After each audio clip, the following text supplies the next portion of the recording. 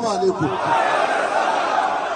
Muna godiya, muna yi muku godiya kwarai, kuma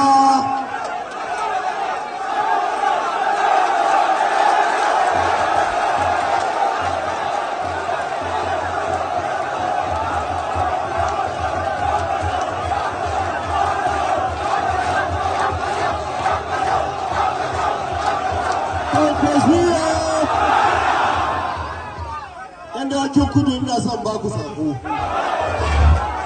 Muna da labari an kawo rajista daga Abuja, Butulawa an ce su rubuta sunansu da na babansu.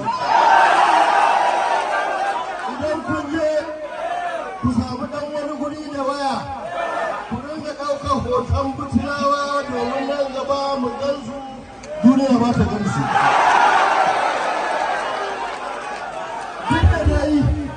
Su da kansu suna kunya, muna da labarin ba a zuwa, amma ɗan kaɗan da suke zuwa ya kamata a ɗau hotunan su shiga tarihi. ‘Ya'yanmu da jikokinmu in sun zo a rinka nuna musu hotuna cewar shekara ta 2026 ga hotunan Butulawa a jihar Kano.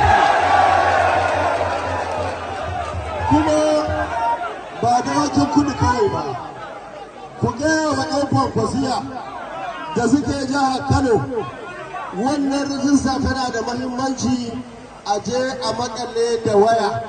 Wanda ba shi da waya mai kyau da Allah da mai hali ya sai masa waya mai kyau ya ba shi. Kwankwasiya! Allah kai ku dawakin kudu lafiya kuma